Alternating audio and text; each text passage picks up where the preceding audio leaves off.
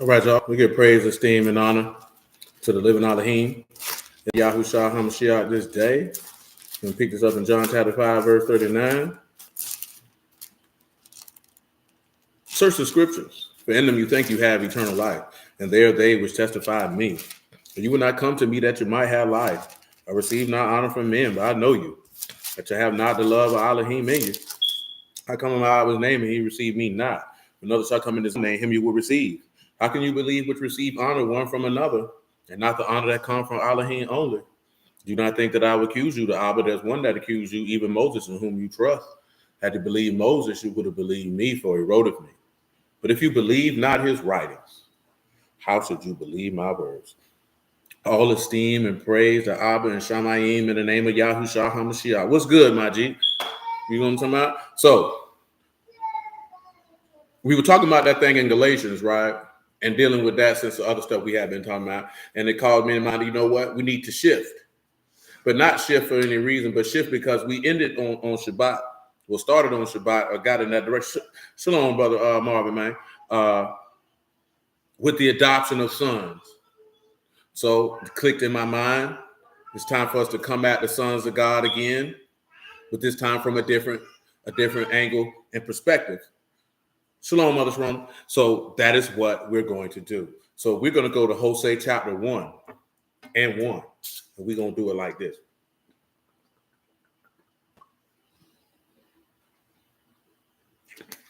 Matter of fact, before we read Hosea 1 and 1, come over here to Galatians 4. Let me do that.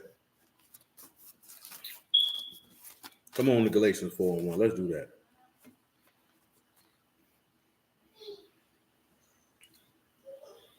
And some things came to my mind. Them boys were arguing about Adam.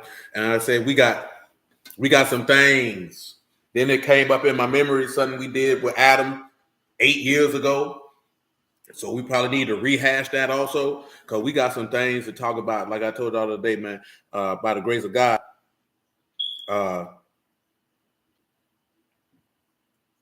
we had the ability to go through this text and see him. You know what I'm talking about? And see him. I'm talking about see him in the testimony of Adam. A lot of people don't sit back to pause to do that. You know what I'm saying? For whatever reason. We ain't got nothing to do with that. But what we do got something to do with is to examine the text to gain a level of understanding as you who will see fit. Shalom, Jay. So Galatians 4 and 1. Now I say, the heir, as long as he is a child, differ nothing from a servant, though he be Lord of all. He is under tutors and governors until the time appointed of the Father. Just to rehash your memory. Remember, we talked about tutors and governors. What does that mean? That means an overseer, a guardian. Adam did not have an overseer or a guardian. Neither did Moses. Yahushua had one because he had his parents. You know what I'm talking about? I take that back. Moses did because he was in Pharaoh's house. So my apologies. You know what I'm talking about? I take that back. Because he was in Pharaoh's house, he had tutors and governors until the time appointed. You know what I'm talking about? For him to do what he had to do. But when you look in the law, Adam didn't have one. Didn't have an overseer, didn't have a guardian. Yahuwah set him over to have dominion over everything and to rule it and dominate it. You know what I'm saying? We was having this conversation yesterday. Shalom, bro. What we were talking about last week. You know what I'm saying? I was talking to Cuz about this yesterday, man, and he was just talking about the aspect of how a lot of assemblies and congregations, as far as the word is concerned, of the Israelite persuasion are created. And how you see, and he done been around way more congregations than I have. And he just was talking about the level of dysfunction and disorder that seems to be prevalent and relevant, and a multitude of them. And it comes from the aspect of congregations are not set up and ran according to the word. You know what I'm saying? This is also something I was talking to my man about off camera after we did the stream about the land. That like you have, if you was to want to have a homestead of a bunch of brews on it, it would need to come from the assembly out. It can't be from the people in the assembly, if you understand what I'm saying. Because the assembly out is going to set the standard of how things are going to operate. But the assembly has to be set up and operated according to how the word dictates it. You know what I'm talking about? And then the people just give that instruction and you can operate your house accordingly. I told Will did earlier, right? Me giving y'all the instruction. Hold on, let me see this here, bro. Me giving y'all, shalom, brother Marcus, man. Me giving you the instruction on how to be a man to run your own house is how Mr. Miyagi style, I would be able to prepare one of you to be able to run this house when that time comes. You know what I'm saying? So you have to understand the framework to how to run your house in a godly fashion before you can be over the house of God. If you haven't mastered that, you can't be over the house of God. It's not going to be possible. You know what I'm talking about? And that's a process. Shalom, Brandon, man. See, a lot of brothers don't want to go through the process. So you got a lot of brothers, they want to teach because they feel like they got something to say. You know what I'm saying? And what I was telling Cuz yesterday is a lot of men in the word operate like women. What do I mean by that? You'll hear women say, if the men won't step up, then the women will have to. Just because somebody ain't preaching don't mean you're supposed to. That's not how that works. You know what I'm saying? Because if the Lord ain't sent you and gave you that word, then a man who got it is supposed to sit down and school you to bring you to that cause to be able to do that. Because if it's not done in that fashion, you know who's going to suffer? The people. And then you're going to go to hell because you set your behind out there to do something that you were not prepared to do. Therefore, you're not going to know what you're doing. You're going to make mistakes in the process of doing it, and you're going to damage souls in the process. You know what I'm saying? See, we don't pay attention to that is because I want to do what I want to do. You know what I'm saying? Like I said, I feel like I know something. So I'm finna go out here and do it. See, the difference in the text is any godly man ain't gonna stop you. Go ahead and do what you want to do. Because if it's a God, it's gonna prosper. If not, it's gonna fall apart. You know what I'm saying? It ain't got to be like this here. No, like a lot of us, we got to stop all these. Yeah, sometimes some of these men's mouth got to be stopped. And sometimes, man, you got to let people do what they do. Because he said, hey, man, they blind leaders of the blind. Leave them alone. See, a lot of us don't have that level of spiritual clarity and maturity to understand when to straighten somebody and when to let them be. Because I remember coming in, let me see what I got on there, Luke 11, Mark 8. Definitely. I remember coming in the word, man, and seeing dudes learn somebody doctrine on the internet in 90 days and feel like they could go out and teach other people. Or some of these organizations get somebody in there. This man ain't been in the word 6 months. This man ain't been in the word a year. And you sending them out here to teach people. This man is a novice. This man don't know nothing. He hasn't even taken the time to be able to master the word for his personal development, much less to give that to somebody else. You know what I'm saying? You ain't even put in the work to develop yourself. God bless Brother Langford. You got to put in the work to develop yourself before you can assist another person. Because if you haven't taken the time to develop yourself, shalom, Brother Robert, man, how you going to help somebody else?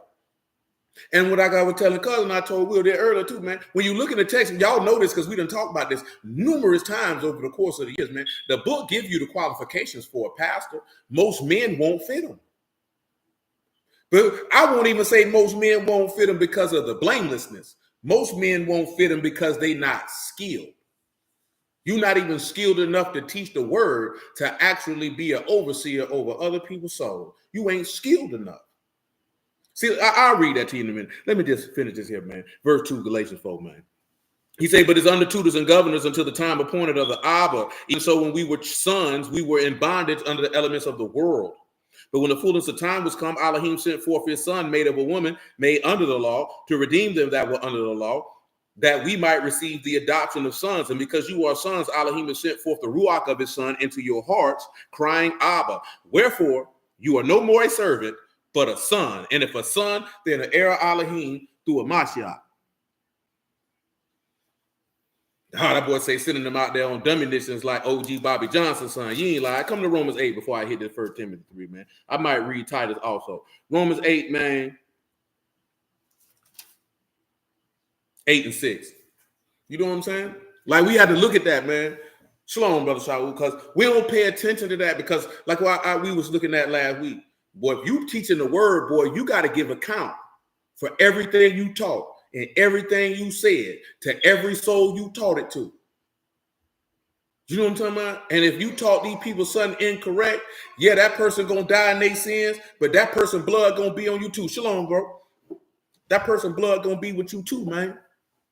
You know what I'm saying? We don't weigh that out. And the reason why we don't weigh that out is because we don't treat this like a skilled occupation, a skilled vocation that it is. Shalom, Brother Willie, man.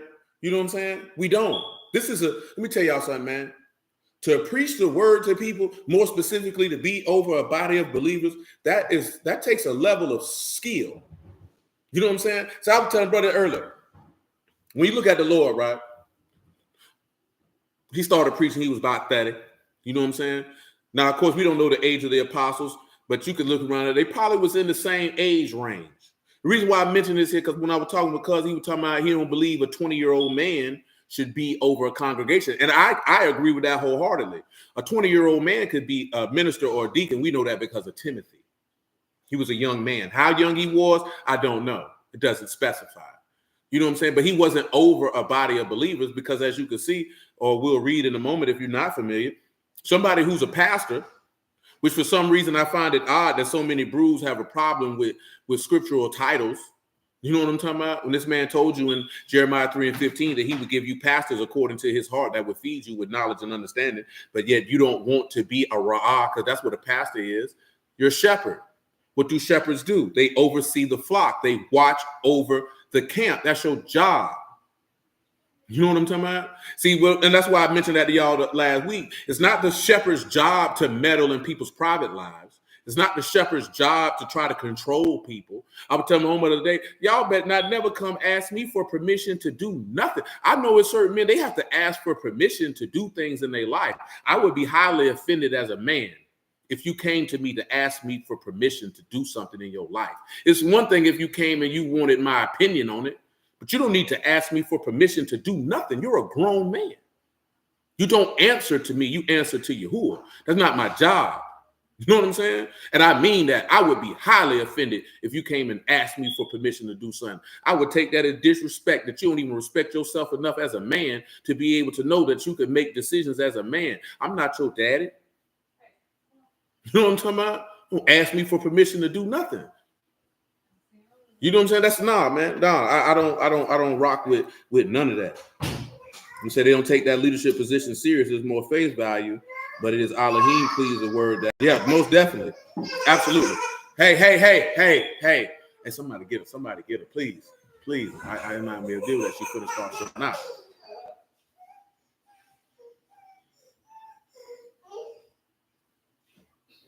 God bless Brother Smoke, man.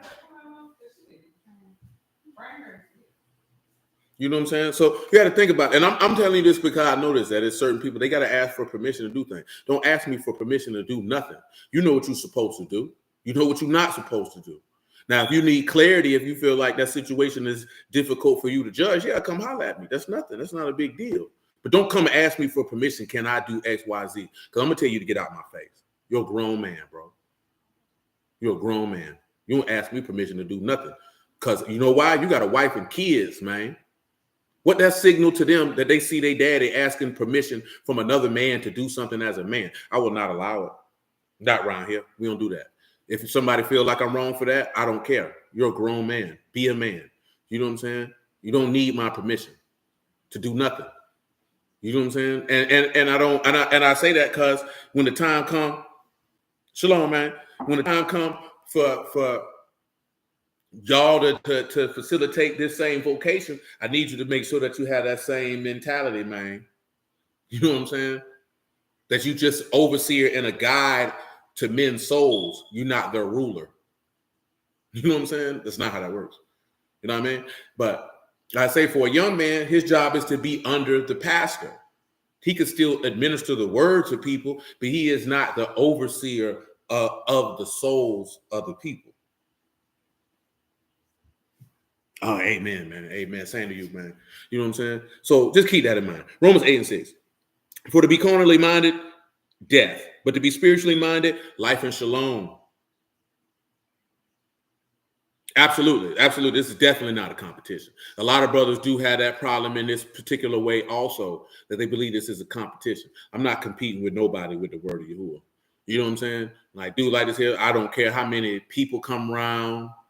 I don't care about none of that because it's not my word. I can't be in a competition with something that don't belong to me, and I have to answer to the deliverer of that which doesn't belong to me as the same as the other man.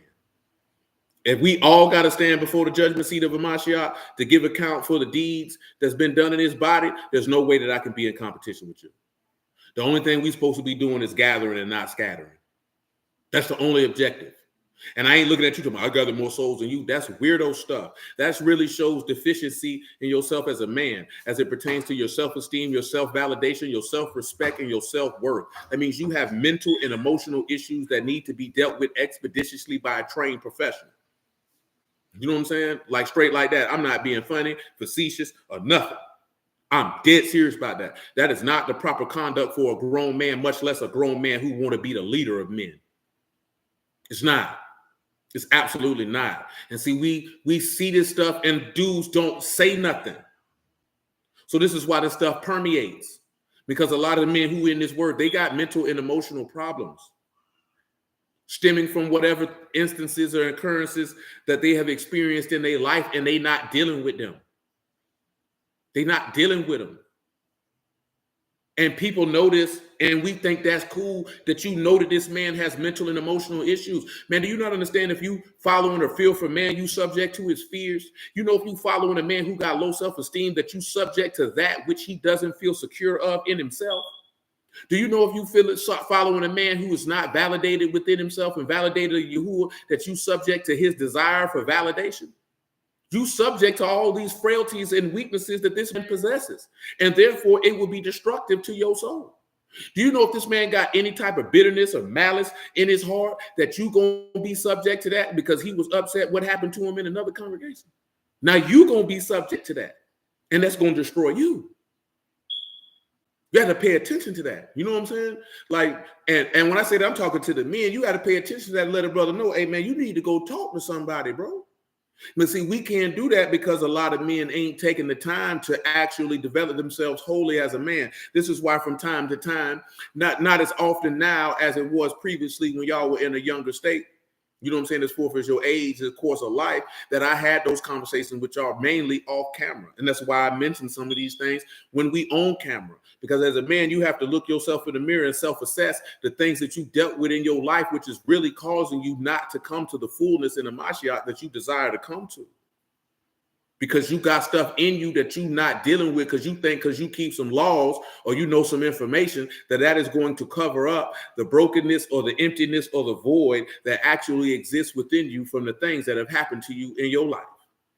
And you got to be able to deal with those things so that you can operate, on a mature level and actually develop spiritually to be able to assist other people. But before you can assist other people, you got to be able to assist yourself. You know what I'm saying? And if you can't do that, yeah, you're right on that, man. If you can't do that, then you're always going to be deficient in the execution of what you're trying to execute. You know what I'm saying? This is not for the purpose of denigrating anybody. This is the purpose of, if we say that we men, then these are things that as men, you have to talk to each other about that. If your daddy wasn't present and you know that had an effect on you, you need to discuss that to see why that affected you and the way that it affected you so that you can be able to no longer allow that to have dominion over your thought process, your emotions, and your decision making and your actions. If it's issues with your mama, you need to deal with that. If it's something you've seen or something that occurred to you, man, if somebody did something to you that was inappropriate, you got to deal with all that. If you have failures and those failures affected you in a particular type of way, well, you got to deal with that. You just can't act like stuff ain't happened, man. You know what I'm talking about? And not if you say you want to be a leader of men. You know what I'm talking about? Especially as forth as what this word talking about. Yeah, you got to do that. That's just a part of being a man. It's just part of being a man. It's okay that you got frailties. It's okay that you had infirmities, as Paul said. But in those infirmities, you'll just go ahead and delight in the Lord, because the man told you, "My grace is sufficient for you, because my strength is made perfect in weakness." The faith of God is made perfect in weakness because of that humility. This is the purpose why we talking about becoming the son of God. That's the aspect of becoming the son of God that most people don't want to deal with. Because when you go to talking about that real stuff, man, you go to talking about this self-assessment, man, you're going to have to look in the mirror and, you know what I'm saying, most people, they don't want to talk about that. They don't want to deal with that. Because then you're going to actually have to get better. You're going to actually have to stand up and be a man. Most of us, we don't want that. Why you just can't talk about this or talk about how we going to take the kingdom? You ain't going to get the kingdom if you a goofy. You're not going to get the kingdom and you operate in a less than optimal fashion. How you going to get it? Nevertheless, Romans 8:7. Because the carnal mind, enmity against Alahym, for is not subject to the law of Alahym, neither indeed can be. And that's the case in point of what I'm talking about. Because when you're dealing with all those things, you carnally minded, so you can never be under subjection to his word. Because that carnal mind consistently and specifically resists his word. Which is why it has to be, that's why it has to be removed. That's why you got to make a new one. New heart, new ruach. So then they that are in the flesh cannot please Alahym, but you are not in the flesh, but in the ruach. Yeah, but that's another deal. And as far as thinking you're gonna get slaves, because the aspect of that thought process comes into playing on the angst and anger of an oppressed people. See, and that's again about the level of self-awareness that a man would have to have of oneself. Because a lot of these men with the doctrines that they created because they know that this people is oppressed. And that this people wants vengeance on the people who have been wronging them for a continual period of time. You know what I'm saying? See, I just had a conversation with it. I just seen what it was, man, Pastor Brown from Boom Church. He went live about that, talking about to Christian pastors. Like, you would have to understand the doctrines of other people if you're trying to converse with some of them. As far as like some of them, he was just referring to like Christian pastors not knowing what every Hebrew believes, because some of them are threatened by people coming in this particular walk, if you would. You know what I'm saying? Just like every Christian don't believe the same thing. You know what I mean? So but I more so look at how can I effectively disseminate information. I would need to somewhat understand why a certain level of information would work. So I know what you're referring to more so as a one West state of mind. And I know that one West state of teaching is effective because of the audience that they're trying to reach, and they know the mind frame of said audience who they're trying to reach. You know what I'm saying? Hold on, let's say since we had our women. Now see, the quietness for a woman, it's in the assembly. Now, how a man wants his wife to behave in his house, that's between him and his wife. See, that's another point what I'm talking about. It's not my place to tell a man how to deal with his wife if he is not going outside the framework of the word. If he not sitting like, I can't tell a man he can't tell his wife that she can't talk in his house if that's what he want in his house for whatever situation or circumstance, because that's his house. And sometimes we have to remember that as a woman, you need to make sure you know what a man desires and wants in his house before you agree to become a part of his house. See, a lot of people in the word, you not finding out what somebody wants in their house. You just want a husband. You just want some wee-wee. You just want to say, I'm a wife, before you actually knew, leave alone.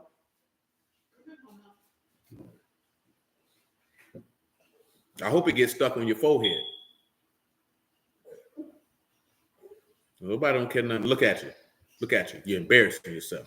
Come on, man. Romans 8:9. But you are not in the flesh, but in the ruach, if so be that the ruach of Alahym dwell in you. Now, if any man have not the ruach of a Mashiach, he is none of his. And if a Mashiach in you, the body dead because of sin, but the ruach life because of righteousness. But if the ruach of him that raised up Yahushua from the dead dwell in you, he that raised up Mashiach from the dead shall also quicken your mortal bodies by his ruach that dwell in you. Therefore, brethren, we are debtors not to the flesh to live after the flesh. For if you live after the flesh, you shall die. But if you through the ruach do mortify the deeds of the body, you shall live. For as many as are led by the ruach of Alahym, they are the sons of Alahym. For you have not received the ruach of bondage, again to fear, but you have received the ruach of adoption, whereby we cry, Abba.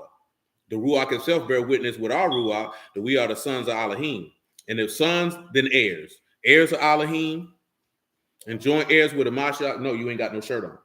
You took your shirt off. And if so be that we suffer with, that we also may be esteemed together. Get your shirt. Go get your shirt.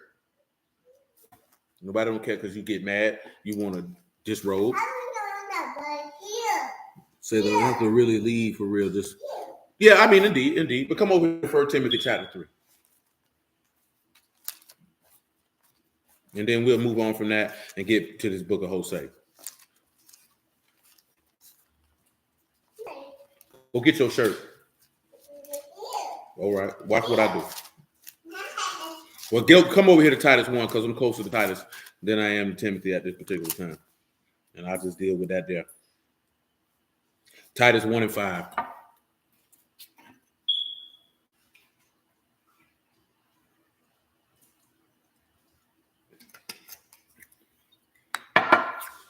For this cause, left I you in Crete, this is Titus 1 and 5, that you should set in order the things that are wanting and ordain elders in every city, as I appointed you. If any be blameless, the husband of one wife, having faithful children, not accused of riot or unruly. Just on general principle. What is riot or unruly? What did that mean?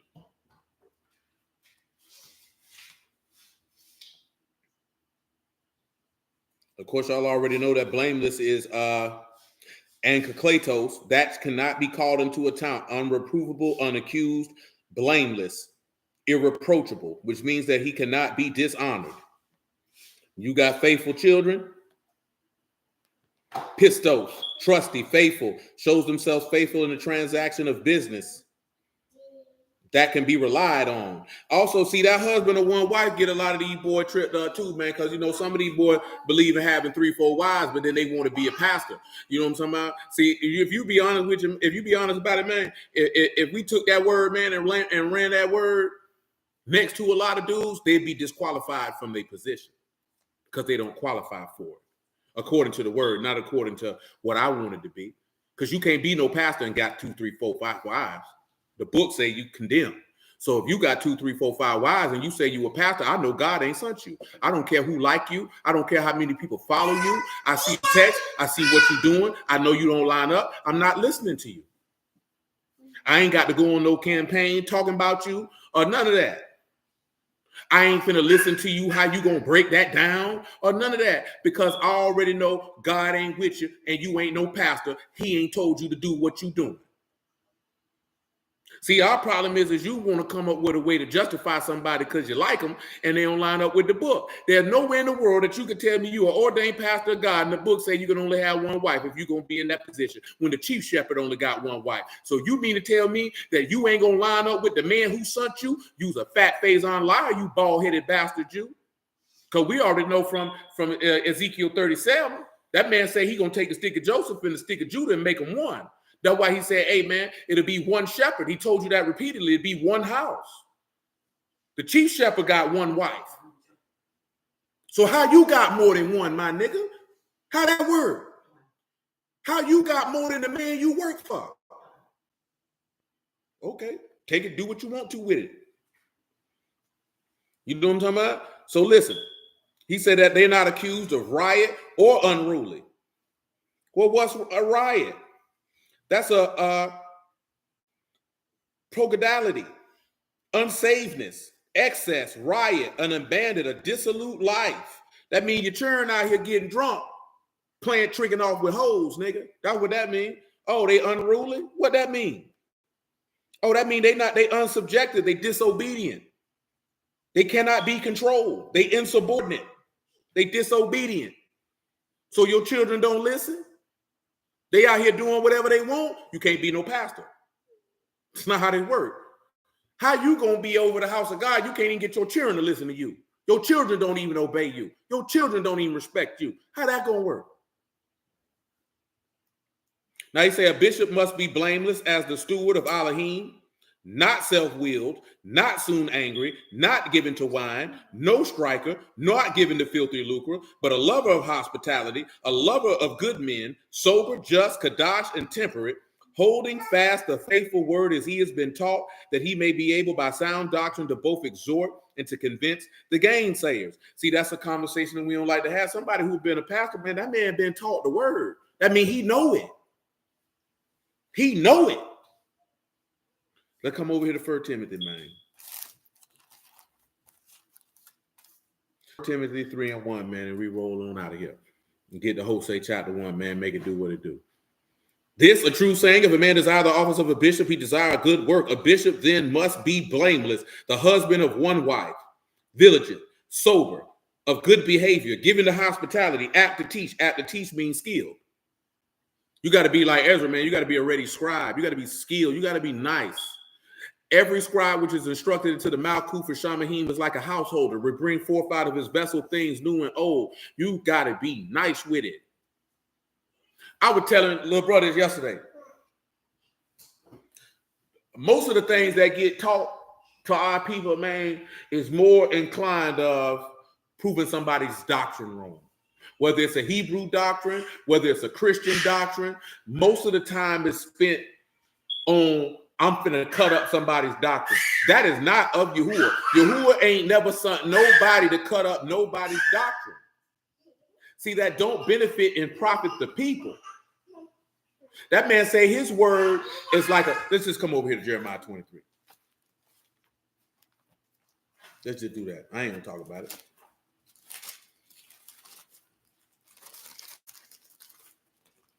Jeremiah 23. I pick it up at 25, man. It ain't gonna hurt nobody. I've heard what the prophet said, that prophecy lies in my name, saying, I have dreamed, I have dreamed. How long shall in the heart of the prophets that prophecy lies, yea, prophets of deceit of their own heart, which think to cause my people to forget my name by their dreams, which they tell every man to his neighbor, as their fathers have forgotten my name for Baal.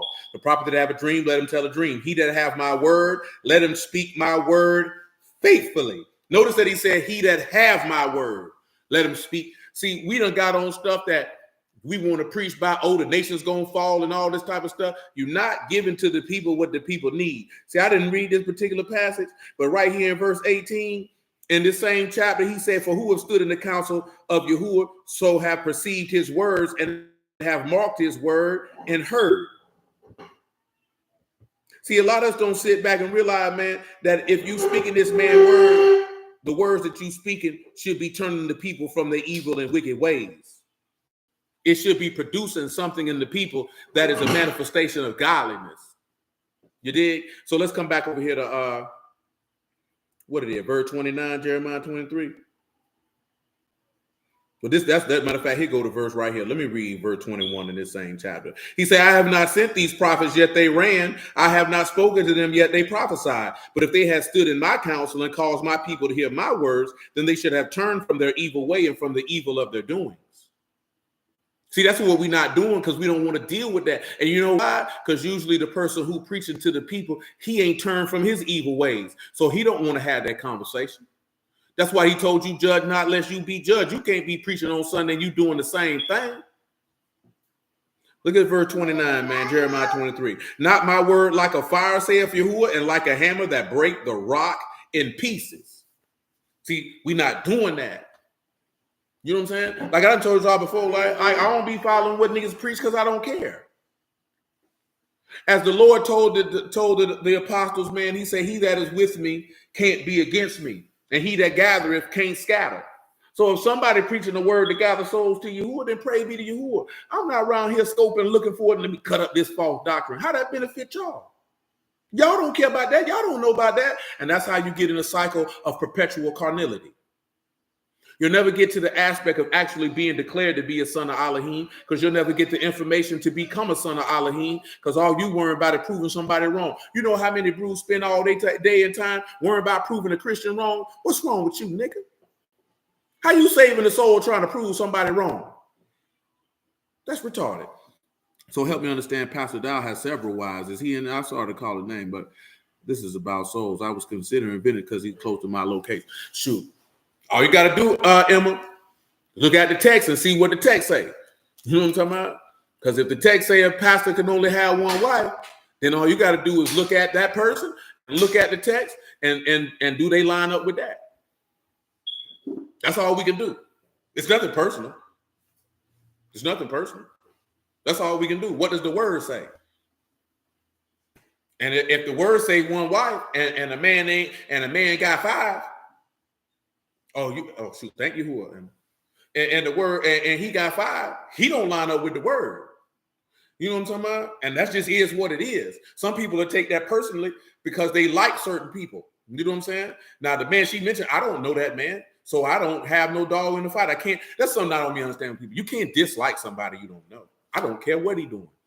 You know what I'm talking about? But I know this here. I know what that book say.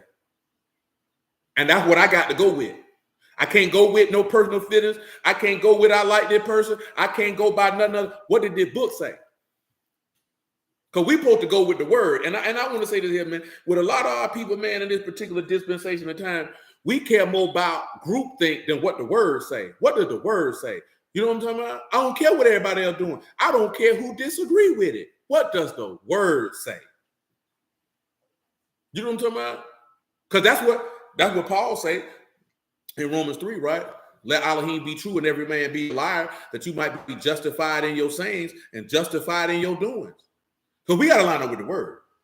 You ain't got to line up with me. You ain't got to line up with another preacher. You got to line up with what the word say. And that's why I said what I said. Look at the word. What does the word say? Because the individual can come up with all types of justifications for what it is that they got going on, but what does the book say? And can you give a detailed explanation according to the testimony of a Mashiach for what you're doing? Don't ever forget that part, because we talked about that last week. The testimony of Yahushua is the Ruach of prophecy. So everything that's in the book, Mashiach has done that. That was a mirror to what he was going to do. Does that line up with him? Because that's who you got to line up with. As you seen with Jacob and Esau, you got to put on the clothing of the firstborn to get the blessing. If you don't look like the firstborn, how you going to get it? You can't get the firstborn being Esau. Literally being Esau. You got to be Jacob putting Esau on. Or as they say, put on Yahushua HaMashiach and make no provisions to fulfill the lust of the flesh. You got to put him on. He ain't got to put you on. He got to line up with you. You got to line up with him. See, that's the part that our people don't want to deal with. Like we always be screaming, he came down here to show us how to keep the laws. No, he didn't. If you thought that's what he came down here for, you sadly mistaken. He ain't come down here to show you how not to be no sissy and not to eat no pork. That's not what he came down here for. He came down here to show you Alahym. He came to show you the weightier matters of the law, what it is to be a man of judgment, a man of righteousness, a man of mercy, a man of faith. How to hold fast to the promise even unto the death. That's what he came to show you. He came to show you compassion, forgiveness, long suffering. That's what he came to show you. He came down here to show you how not to eat no shrimp. You really think a man coming down here to suffer so you can learn how to not eat no shrimp? He came to show you that Alahym is love. That's what he came to show you. You ain't catch it because the love of God ain't in you. You wasn't looking for that. You looking for carnality, so that's what you're going to get, and you're going to go to hell. 1 Timothy 3:1. This is a true saying. If a man desire the office of a bishop, he desire a good work. A bishop must be blameless, the husband of one wife, vigilant, sober, of good behavior, given to hospitality, apt to teach, not given to wine, no striker, not greedy of filthy lucre, but patient, not a brawler, not covetous. One that rule well his own house, having all his children in subjection with all gravity. If a man know not how to rule his own house, how shall he take care of the house of Alahym? Not a novice, lest being lifted up with pride, he fall into condemnation of the devil. Moreover, he must have a good report of them which are without, lest he fall into reproach and the snare of the devil. Likewise, the ministers, grave, not double-tongued, not given to much wine, not greedy of filthy lucre, holding the mystery of the faith and pure conscience. And let these also first be proved, then let them use the office of a deacon, being blameless. Even so, wives, grave, not slanderers, sober, faithful in all things. Let the deacons be husbands of one wife, ruling their children in their own house as well. For if they have used the office of a deacon well, purchase to themselves a good degree and great boldness in the faith, which is in Mashiach Yahushua. Let's take a look at something real quick. Yes, I don't need it, baby. I want you to look at some of these things that's mentioned as forth as you're dealing with a deacon. I'm just saying deacon, but the word translates to minister. One thing is say right, and see, this is the other aspect too. This is why you can see a lot of women. You don't really want to be a preacher wife because you're going to have to stand on the word too, baby. Not just in no conversation or looks on the outside. Like you're going to have to actually be living that. You're going to have to actually be exemplary of a particular type of conduct. When it says that his wife have to be grave, she has to be venerated for her character. She has to be an honorable, honest woman. When you deal like what, not being double-tongued, That's saying the same thing twice, repeating double speak, saying one thing with one person and another with the intent to deceive. Of course, you know what a slander is, all that there, man. I think we got everything that I needed to discuss out of that. So you have to look at that. There's qualifications for these jobs, which y'all know that. It's a qualification. Now, see, when you're dealing with a prophet or an apostle, those qualifications for a bishop and a minister don't apply. They don't apply to them. You know what I'm saying? An apostle does not have to be married. An apostle don't have to have children. You know what I'm saying? He don't have to have any of those things, and he can lead anybody because he has the highest office in the body, because he has a different type of administration of information as it pertains to him. Apostles actually set up assemblies. You know what I'm saying? A pastor has to, when you really look in the text, the pastors in the text were ordained by apostles to set up congregations, and those pastors would go forth and teach other men and appoint them to be over congregations. And I'm admitting it because this is a conversation I had with my homeboy, man. Like there's a protocol of how congregations are supposed to be set up and ran in the text. It's detailed, it's laid out. We just don't follow them. We do what we want to do. And then you wonder why there's chaos, confusion, and all this other stuff that we got going on because you're not doing stuff after the due order. Hosea 1:1. It has to, if it's done after the due order. Now, that's not to say that you won't have people in the congregation that may be out of pocket, because that's going to happen. But what I'm saying is that you're not going to have the chaos. It's forth as people who over the congregation allowing certain things to persist. I give you an example. A way you're supposed to run something. If men in the congregation have wives and a man's wife is out of pocket, you don't straighten his wife. You go talk to her husband. You know what I'm talking about? You ain't got to pull her to the side and be like, I'm going to straighten you, unless it's something like very egregious that's happening before you and you got to stop it. But if you know that there's some behavior that's not neat, you go talk to her husband and you let her husband know, hey, whoop, whoop, whoop. Let that be known, because this is what the words say. This is how she behaving, brother. Deal with that. That's not my job. That's not my old lady. I'm not going to be walking around here checking niggas' old ladies. For what? I'm going to talk to you because she under authority of you. And you know how you know this according to your word? Because when he came down there, he didn't come looking for Eve. He came looking for Adam. And he ain't talked to Eve. He talked to Adam. I don't want to talk to you. Talk to you for what? You belong to him. So I'm going to talk to him because he the one supposed to instructed you and guided you and told you what to do. So if you out of pocket, that means clearly, let me see if he did what he was supposed to. Let me talk to him. You know what I'm saying? I'm not talking to you. I ain't got nothing to talk to you about. Now, if it's a woman and she not married, yeah, you can talk to her. She ain't got no husband. Unless her daddy there. Now, if her daddy there, you go talk to her daddy. That's how this works. Text plain to this. Text clear with this. I ain't talking about if her daddy in her life. I'm talking about if her daddy in the assembly. If your father is in the assembly, I'm going to go talk to your father about what you got going on in this house. If your father not in the assembly, then I'm coming to talk to you. Unless you got an uncle or something, then I'm coming to talk to them.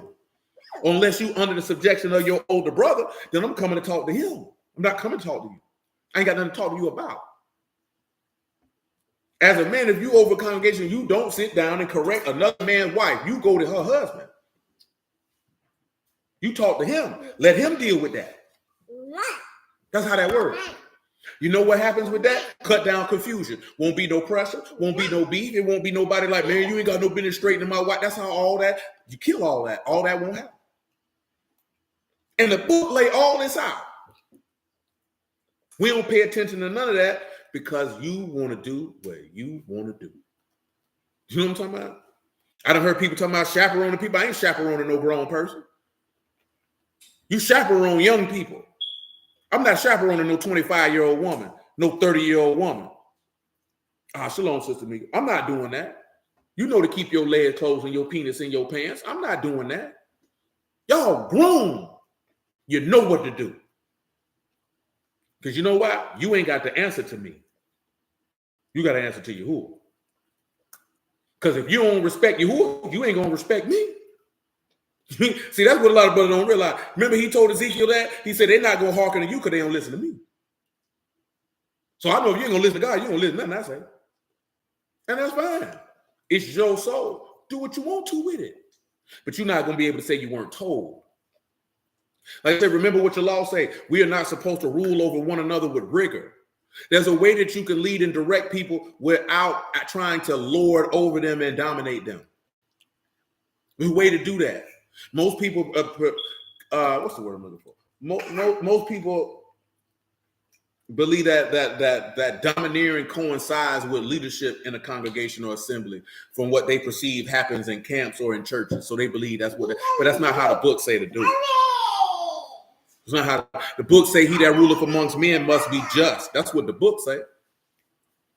So if you're going to rule in any capacity, whether it's amongst men, whether it's in a household, you got to do it righteously. It has to be in accordance to the will, righteousness, judgment, and power of Yahuwah. It has to be. That's the only way that it's going to be effective. If not, you just ruling according to your own personal lusts and desires and your need for power based off of whatever shortcomings that you have internally. Nevertheless, Hosea 1:1.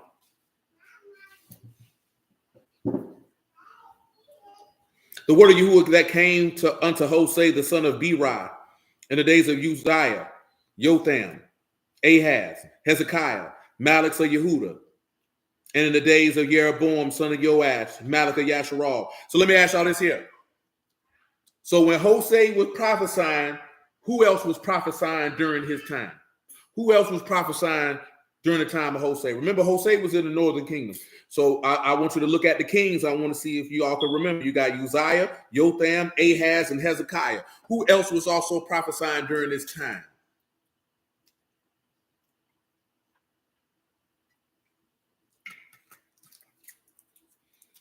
Does anybody know who else was prophesying during this time?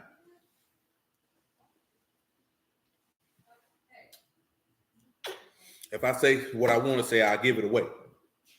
And I don't want to give it away.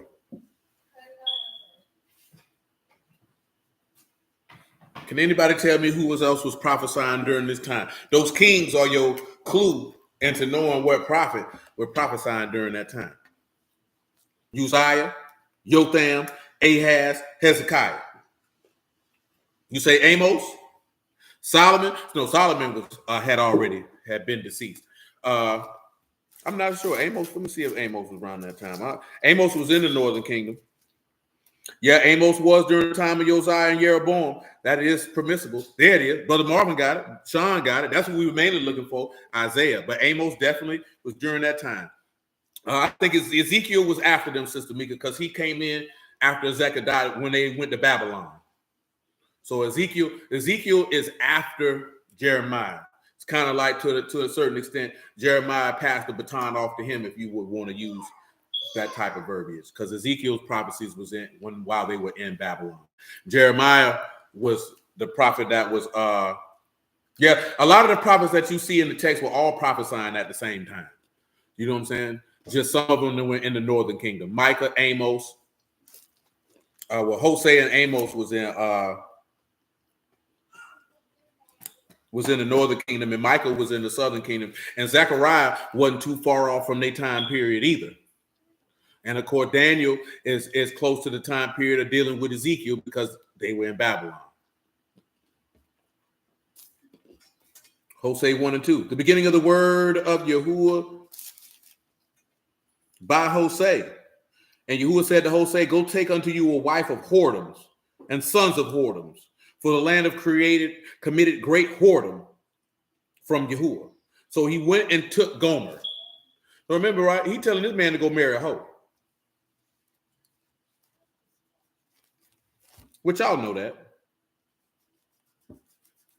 Now, what do we see when we see Gomer? We see that this woman means complete. Of course, she's the unfaithful wife of Hosea. And she is also to be symbolic of how unfaithful Yasharal was to Yahuwah. She was the daughter of Diblaim and conceived and bare a son.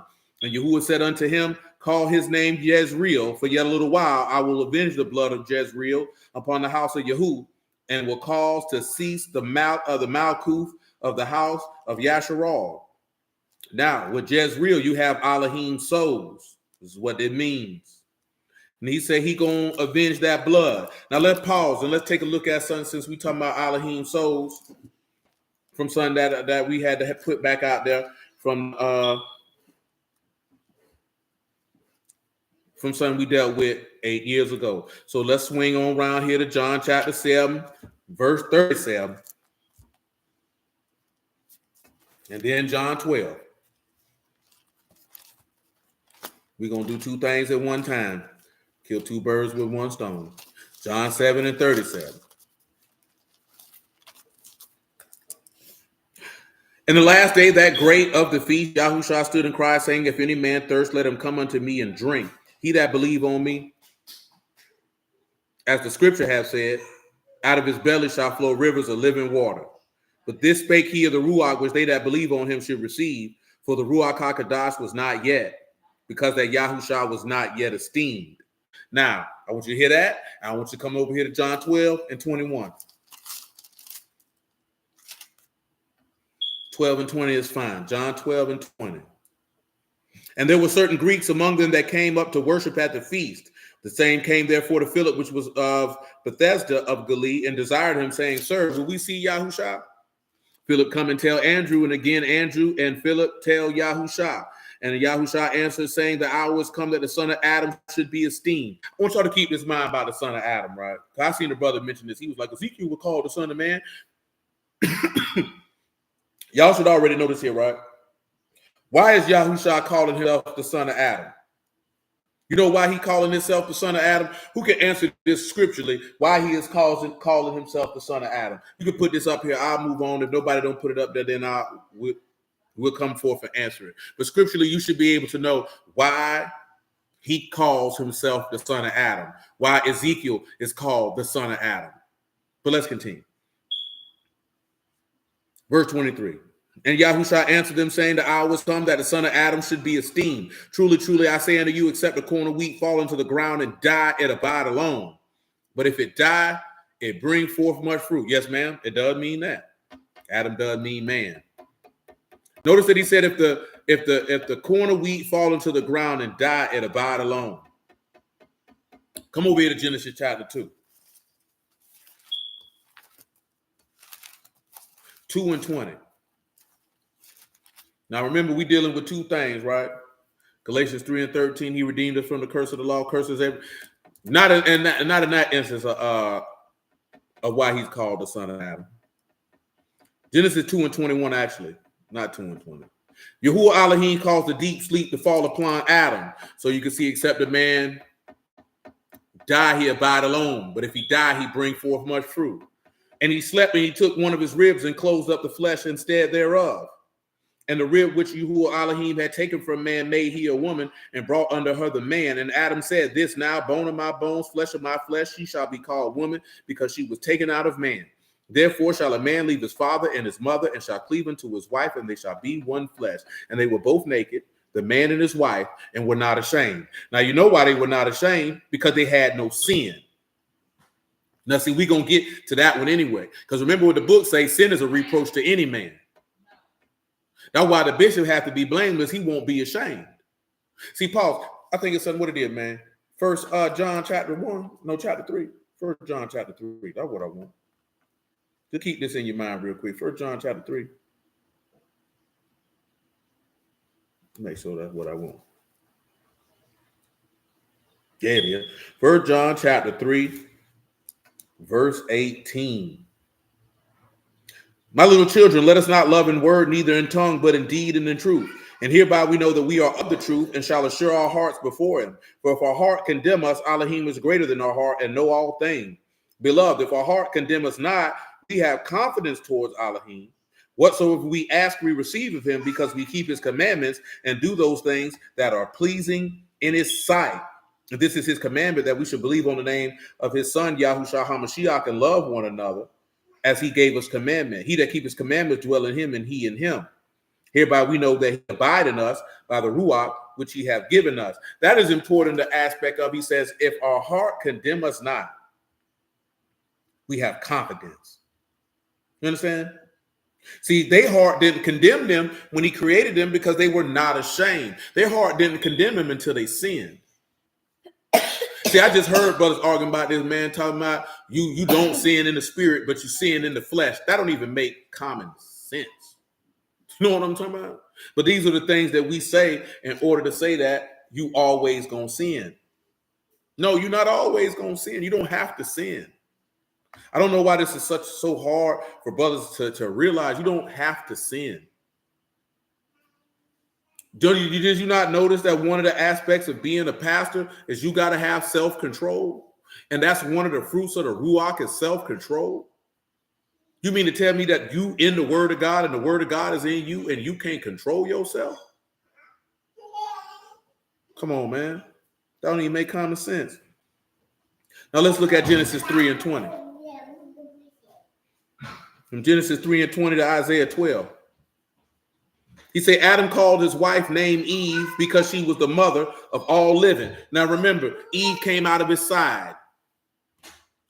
And she came out of his side because if he go into the ground, he abide. Let me read John 12 again, because I always say it wrong. I just want you to keep this in mind. John 12 and what? 23? This man says, but 24, he said, a corn of wheat fall into the ground and died, abide alone. But if it die, it bring forth much fruit. Now we know that Adam came from the ground and he abide alone. But when he died, when he put him in deep sleep, he brought forth much fruit. He brought forth Eve. Eve is the mother of all living. And of course, that is representative testimony-wise to the Ruach HaKodesh. I know a lot of people look at things as forth as a male-female aspect to Yahuwah. That's not what that's about. That's not what that's about. Yahuwah don't have a feminine side. He doesn't need one. You know what I'm talking about? If we turn around and say that the woman is the weaker vessel, then we say there's weakness with Yahuwah, even though the text say the weakness of Yahuwah is stronger than men, if such a thing could even exist. Such a thing doesn't exist. We get caught up in those constructs is because we try to humanize him. We try to make the creator out to be like the creation. And that is a very grave mistake. He uses certain verbiage and illustrations for you to understand the greatness of his might, the sureness of his reliability, and the multitudes of his mercy and compassion, not for you to try to make him out to be a masculine, feminine figure as we would understand it. His ways are higher than ours, and his thoughts are higher than ours. It's pure and utter folly on our part to try to humanize the Almighty Alahym. Can't do it. And you know what I'm talking about? And this is how, and then on the aspect of that, and we've talked about this before, did he take on certain elements that women experience to be able to have mercy and compassion to them? Absolutely. But the aspect that the son of Alahym, that Yahuwah himself manifested himself in the form of a man, let you already know that ain't no femininity with it.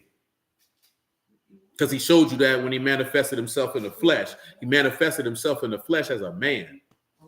You know what I'm talking about? I don't even know why we be going back and forth with that. That man literally came in the form of a man. That tell you all you need to know. Nevertheless, let's come over here to Isaiah 12 now.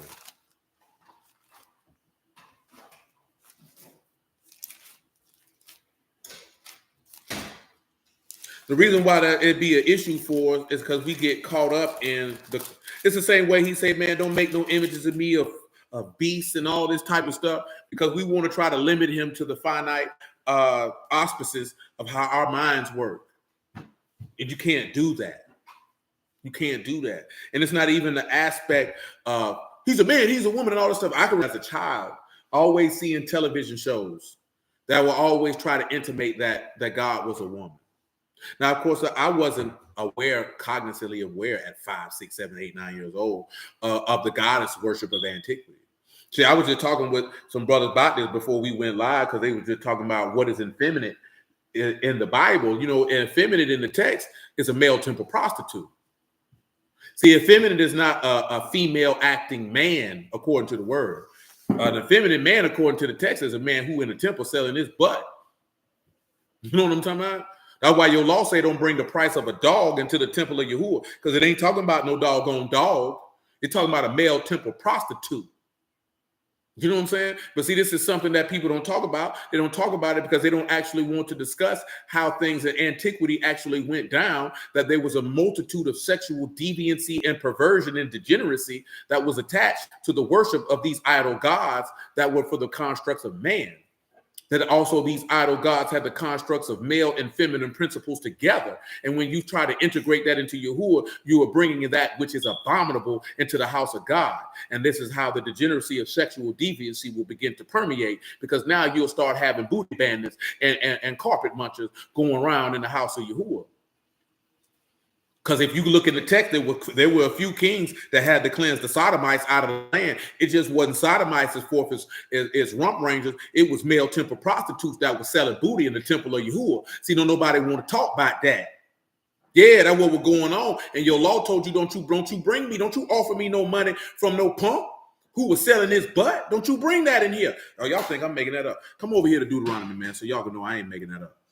I need y'all to know that I'm not making that up. I need y'all to know that. Deuteronomy 23 and 18. I'm being ever so serious. I know sometimes y'all know I be joking. I'm not joking right now. You know what I'm saying? I'm not even trying to be somewhat humorous. And I pray that wasn't even applicable in my tone. Deuteronomy 23 and 17. There shall be no whore of the daughter of Yasharal, nor sodomite of the sons of Yasharal. What is a whore? This is Kedashah. This is a female temple prostitute, a harlot. You know what I'm saying? See, this is something that most people don't deal with. These women were selling monkey and booty hole in these temples, man. That's what they were doing in the land of Canaan, and that's what these pagan people were doing, man. That's what they had going on. So when he tell you don't be no whore, we talking about don't be no no female temple prostitute. When you dealing with what a sodomite is, that's over here dealing with Kadashe. That's a male temple prostitute. Straight like that. You should not bring the hire of a whore or the price of a dog into the house of Yahuwah your Alahym for any vow. For even both of these, an abomination to Yahuwah Alahym. What is the hire of a whore? That is Athan. That's the hire of a prostitute, the hire of a harlot. Don't you try to offer no money, bring no doggone money from no prostitute in here. Nor the price of a dog. What's the price? That's Makir. That's the price, the hire, the reward, the gain of a dog. What is a dog? It ain't no canine. That's Kaleb. You know what I'm talking about? That is that which is contemptible or abased, a pagan sacrifice, or a male temple prostitute. A male cult prostitute. See, we don't like to talk about that because we're not really aware of how these ancient people got down in their temple, man. They was in there tricking, man. And some of y'all who was around, y'all remember when we looked at all the deities of antiquity that are mentioned in the text. Y'all remember Succoth Benoth. You remember what was going down. Yeah, man, these people would trick and bring the money and offer it to their God. You would say, you better not bring that in here to me. I don't want that.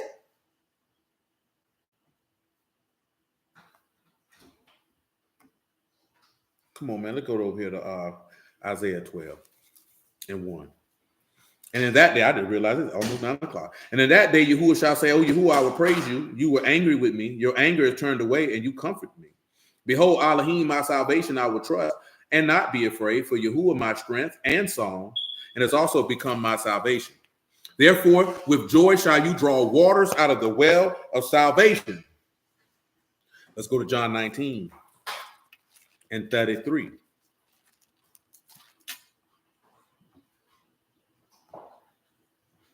John 19 and 33.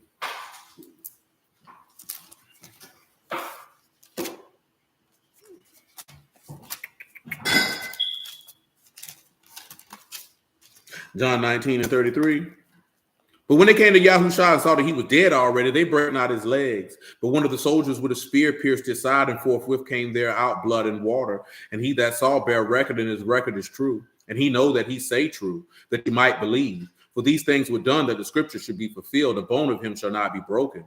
And again, another scripture says they shall look on him whom they have pierced. Why is this important? Because when we come over here to John 20, right? And 20 and 27, remember Thomas came and he told him, stick your hands in my side and be not faithless, but believing. This is when he would tell them to draw waters out of the well of salvation. because that's where Eve came out of, and Eve is the mother of all living. Of course, you see the blood and water coming out, which is symbolic of the pouring out of the blood and the pouring out of the water to be filled up with the ruach to bring forth those who are alive, because you need water and blood to live in the body. You understand what I'm telling you? And because he went into the ground and abided alone and died, he brought forth much fruit. The same way that produced fruit, produced Eve to produce the mother of all living, he did that the same so that he could be representative of Eve and be the mother of all living, if you would. Because he did something Eve can't do. Eve can't give eternal life. He can't give that. But see, let me just say that before we give it. She couldn't birth eternal life like he could. And those of y'all who know when we discuss about him giving birth, that's another conversation for another day. But I went to that because of Jezreel. It means Alahym has sowed. So he sowed that seed being the word. That seed being the word is what brought forth life. That's why he gave you that parable of the sower or Jezreel, because Alahym got to sow that seed in your heart in order for it to die so that you could bring forth much fruit. See, as we read in Romans 8, sin is dead. The body is dead because of sin, but it's life because of righteousness. See, when that seed come in, that flesh supposed to die. See, when the seed come in, your flesh supposed to die.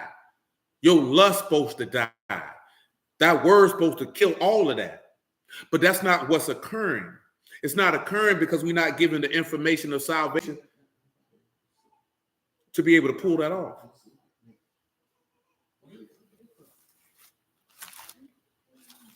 Hosea 1.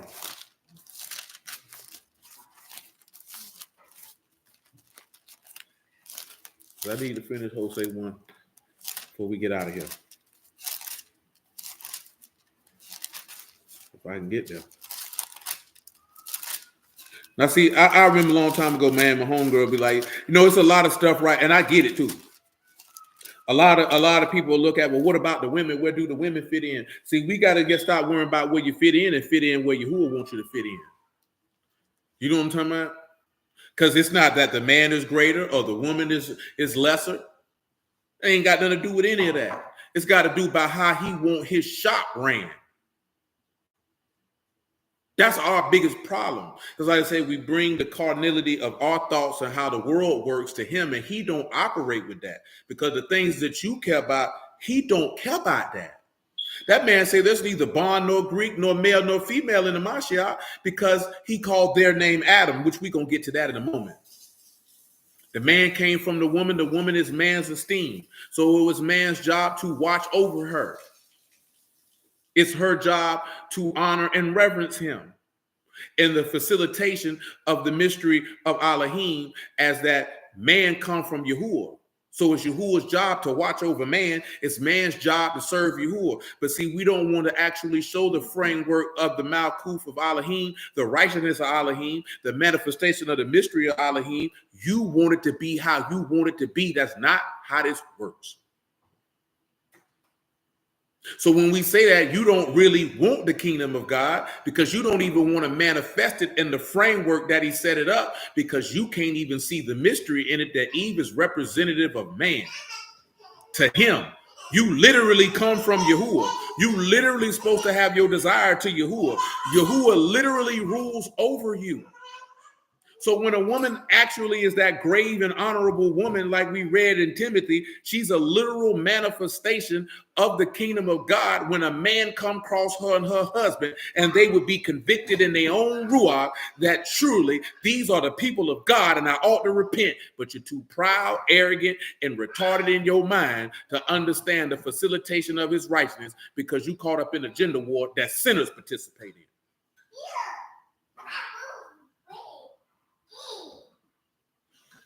Hosea 1 and 4. That's our biggest problem. You get caught up in sinner talk. And we get caught up in trying to mix and mesh the ways and movements of the sinners around us with Yahuwah. Yahuwah ain't never been like them people. You don't realize that most of the gods of antiquity, that they had male and female sides? You know Yahuwah the only God that don't have that? All them other gods had that, for the most part. Especially in Egypt, that's all they dealt with. That's why they give you that. Oh, that's a penis and a vagina. That's what they were on. Man, that man ain't never been on that. And that's what Israel's problem has always been. You want to mix the ways of the heathen around you with Yahuwah. Man, Yahuwah not accepting that. He looking at us like, you got me all the way bent and messed up. Well, who you take me for?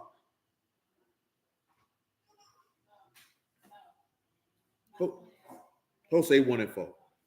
And Yahuwah said unto him, call his name Jezreel, for yet a little I will avenge the blood of Jezreel upon the house of Yahuwah, and will cause to cease the malcouf for the house of Yasharal. We're gonna deal with that because that's the testimony of the Lord. If you're picking up what I'm putting down, you seen it. Let me help you out a little bit. Let me give you a little insight into that.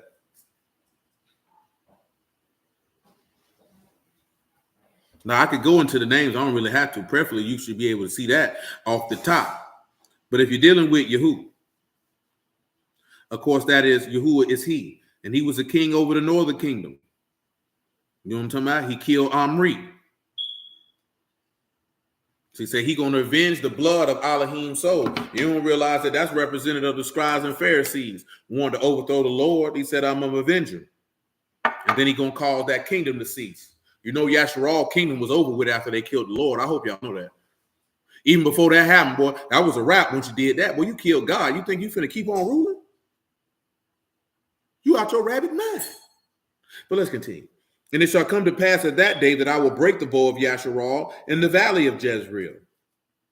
And she conceived again and bare a daughter and said unto him, call her name Loramah. For lo, I will no more have mercy upon the house of Yasharal. I will utterly take them away. But y'all willing, we'll come back on Shabbat and deal with all the children. Because we're going to walk our way down to becoming and that's no mercy. Say, have a daughter. Say, hey, man, I don't have no more mercy on you. I'm good. But I will have mercy upon the house. This is verse 7 of Hosea 1. Upon the house of Yehuda, and will save them by Yahuwah their Alahym, and will not save them by bow, nor by sword, nor by battle, by horses, nor by horsemen. Pause. Talk to me. What can y'all tell me from verse 7? Can y'all tell me anything from verse 7? Which one of you brothers got some insight about verse 7? He said, but I will have mercy upon the house of Yehuda and save them by Yahuwah their Alahym. And he won't save them by bow, sword, battle, horses, or horsemen. While y'all pondering upon that, maybe let me help you out a little bit. Come over here to Zechariah 12. You know what I'm talking about? Let's do that. Then from Zechariah 12, man, I take you to John 10. You know what I mean? We get some insight because I see I'm running short on time. I can't even do all that.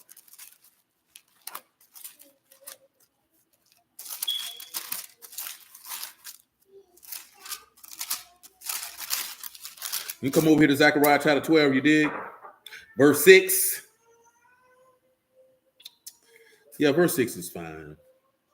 And that day I will make the governors of Yehuda like a hearth of fire among the wood, like a torch of fire in a sheaf. They shall devour all the people round about on the right hand and on the left. Jerusalem shall be inhabited again in her own place in Jerusalem. Yahuwah shall also save the tents of Yehuda first, that the esteem of the house of David and the esteem of the inhabitants of Jerusalem do not magnify against Yehuda.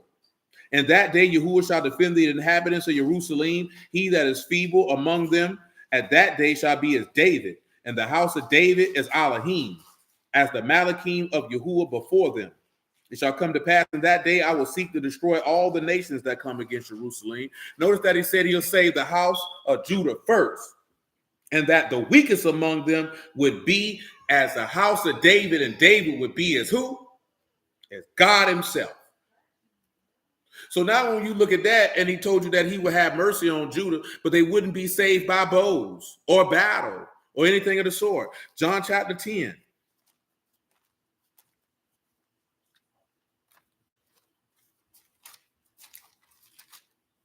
John chapter 10, verse 14. He said, I am the good shepherd and know and I'm known of mine. As Abba know me, even so I know Abba, and I lay down my life for the sheep. And other sheep I have, which are not of this fold, them also must I bring. They shall hear my voice, and there shall be one fold and one shepherd.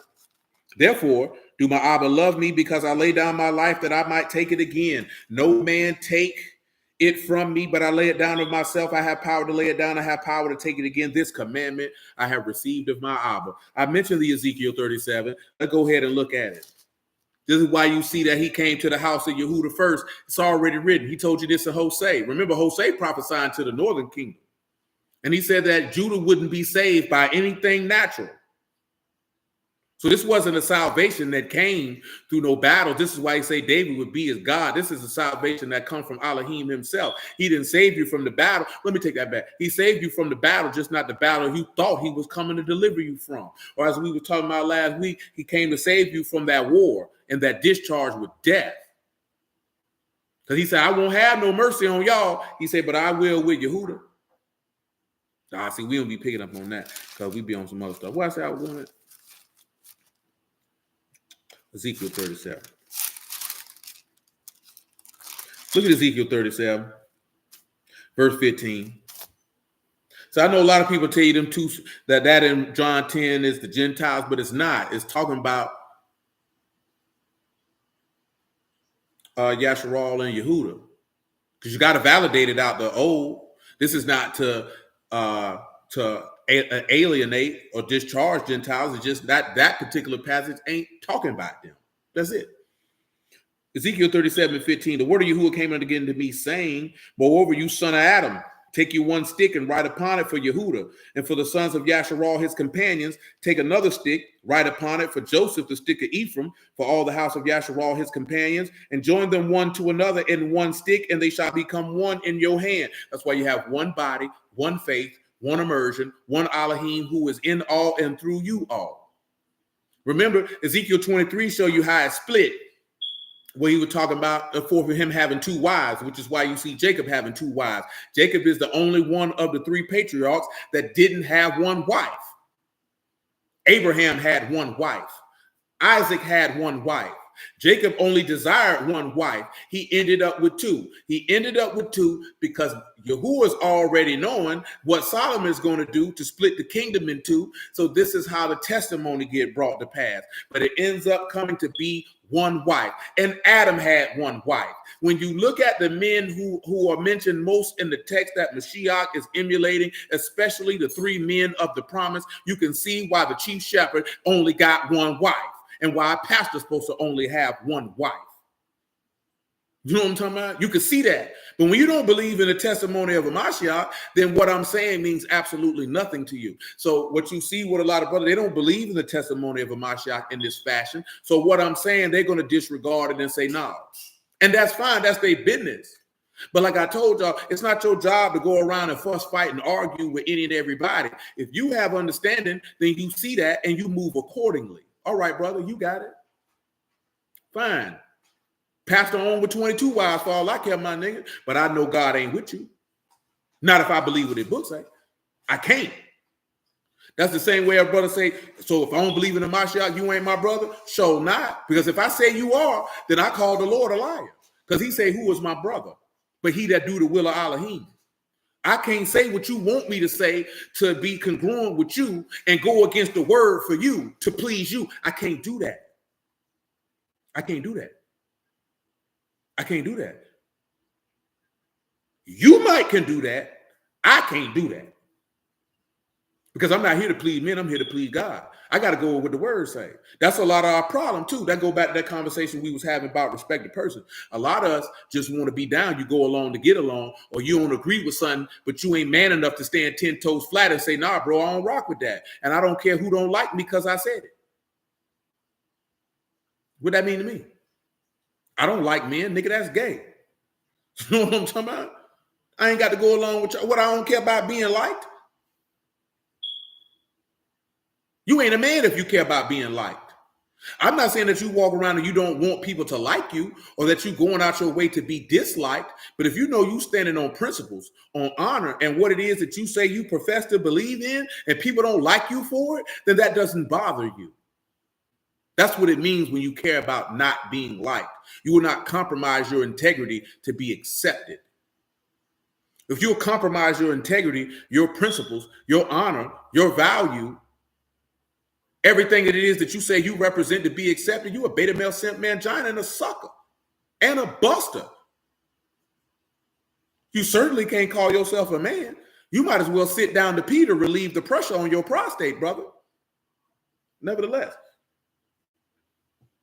Verse 17, Ezekiel 37. And join them one to another, not into one stick, and they shall become one in your hand. And when the sons of your people will speak unto you, saying, What will you not show us what by these? Say unto them, Thus saith Yahuwah Alahym, Behold, I will take the stick of Joseph, which in the hand of Ephraim, the tribes of Yasharah his fellows, and I will put them with him with the stick of Yehuda, and make them one stick, and they shall be one in my hand. And these sticks where you write shall be in your hand before their eyes. And say unto them, Thus saith Yahuwah Alahym, Behold, I will take the sons of Yasharah from among the heathen, whether they be gone, and I will gather them on every side and bring them into their own land. And you can read down in verse 24 when he say, David, my servant, king over them, and they shall have one shepherd. That's why he said there'll be one shepherd and one fold. How it was always intended to be. That's how it was when Moses was over it. It was one shepherd and one fold. That's how it was when David was over it. It was one shepherd and one fold. He told you that in the law, that they not be as sheep, as no shepherd, that you could set a man over the congregation to lead them in and to lead them out. That's what that's about. Come on back to Jose, man. I say we're different than everybody else. Praise be to Yahuwah. We cycle everything through the testimony of a Mashiach. Everybody doesn't do that. So y'all have to, and I'm mentioning that for a reason, you have to understand that everybody doesn't do that. So therefore, their understanding very well may be different than yours because they don't do that. I'm telling you that so you don't get offended or this, that, then the third, because they can't see what you're talking about. Everybody don't believe that the whole book is about Mashiach. And believe you me, because of course, y'all know I've been on it the whole 15 years. I've been ridiculed, mocked by a whole gang of people for it. Nigga, I don't care. That's not my business.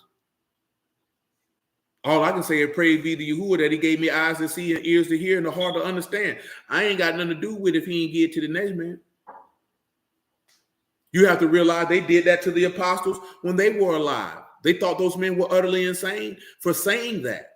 It's not nothing new. It's that these men don't have the heart of faith. That is what it is, man. You know what I'm saying? It is what it is. Can't do nothing about it. Verse 8 of Hosea 1. Now when she had weaned Loramah, she conceived and bare a son, then said, Call his name Loami, for you not my people, and I will not be your. Say, hey, man, have another son and say, hey, man, I ain't your God no more. Literally means not my people. He said, yet the number of the sons of Yasharah shall be as the sand of the sea, which cannot be measured nor numbered. And it shall come to pass in the place where it was said unto them, you not my people, it shall be said to them, the sons of the living Alahym. Now that's what we came there for. Now we dealing with this here to get to the point of becoming the sons of the living Alahym. Now, consequently, we're going to have to actually discuss where he got to the point. Amen, man. We're going to have to get to the point why he said, you not my people. Because we don't want to deal with that. But let me get to this aspect of something, man, that I want to deal with, man. Come over here to John chapter 1. Matter of fact, let me hit this Ephesians 3 first. Then we go to John chapter 1. I'll work my way from the back pause to the front. You know what I mean?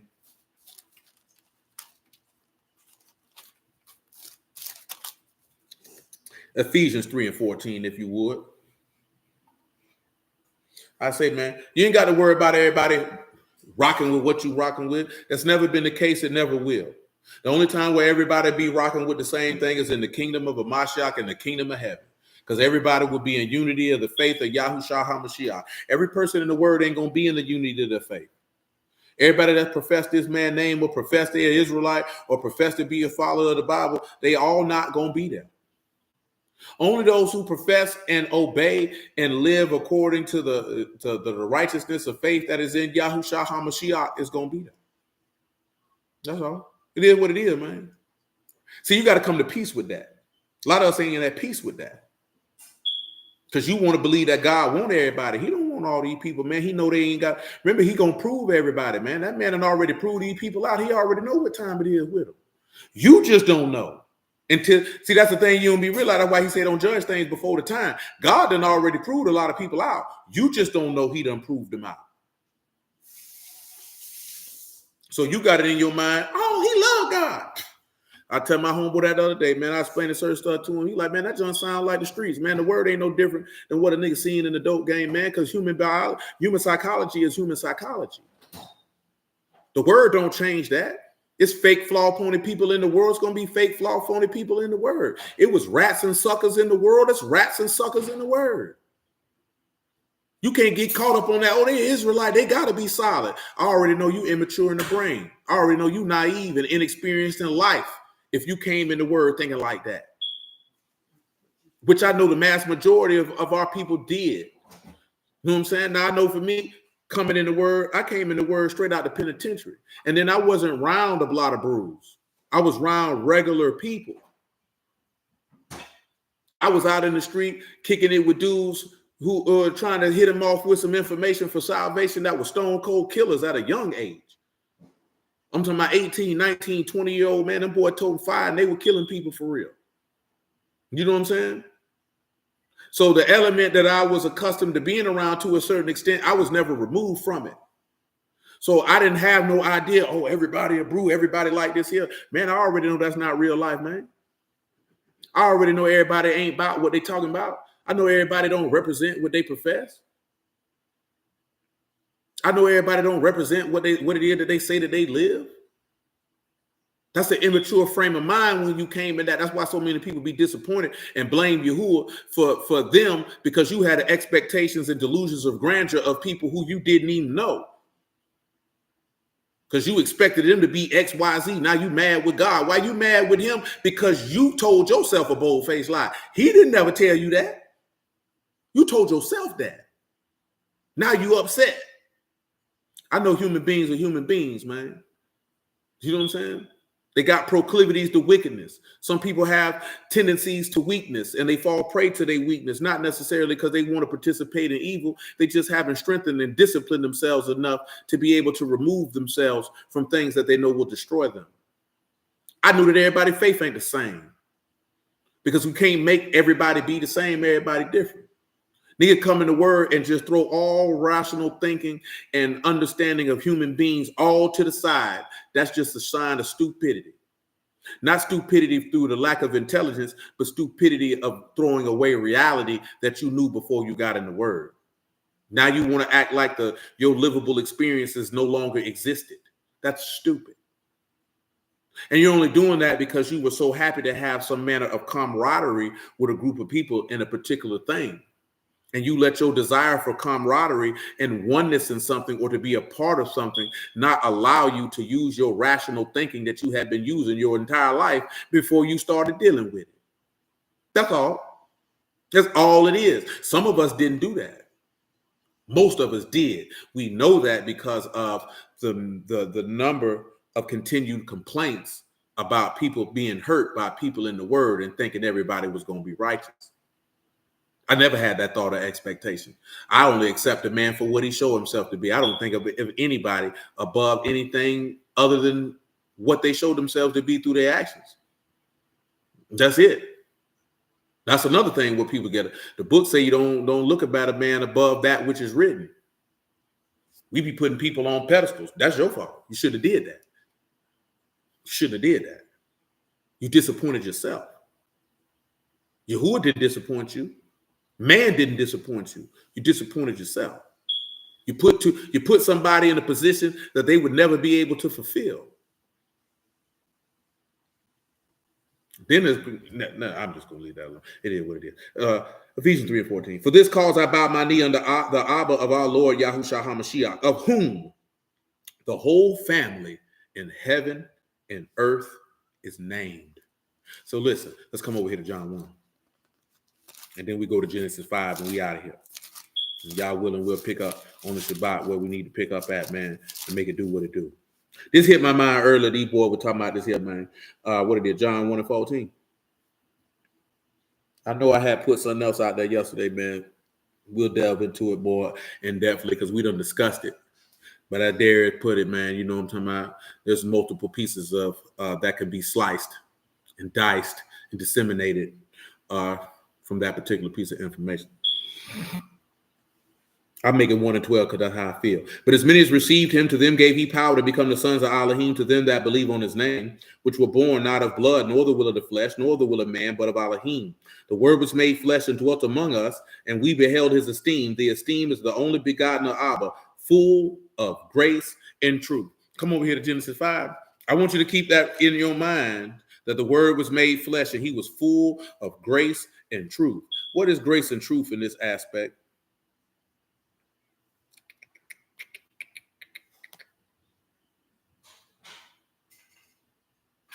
And I thank Abba in the name of Yahushua for allowing us to always look at things and get a good understanding of his righteousness. When you look at grace, that which is before joy, pleasure, delight, sweetness, charm, goodwill, loving kindness, favor. You know what I'm saying? Indeed. You see that there? Loving kindness. Remember what Jeremiah 31 say, he would draw you with loving kindness. Alahym so loved the world that he gave his only begotten son. And then, of course, when you're dealing with truth here in the Greek, that which is true in reality, personal excellence, free from simulation, falsehood, or deceit. I want you to keep that in mind. Loving kindness and free from deceit. When we come to Genesis 5.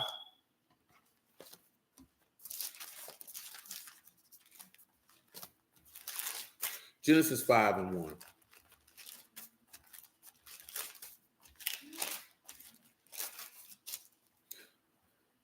This is the book of the generations of Adam. And the day that Alahym created man, in the likeness of Alahym made he him. Male and female created he them, and Baruch them, and called their name Adam, in the day when they were created. See, when you look at him being called the son of Adam, the whole family in earth, but not in heaven, is named after Adam. So it doesn't matter if it's Shem, it don't matter if it's Japhet, it don't matter if it's Ham. They all named after Adam. We're going to detail that because we're going to have to look at the generations of Adam of which we read. Because, of course, when you get to Noah, Noah come from Adam. Shem, Ham, and Japhet come from Noah, which means they come from Adam.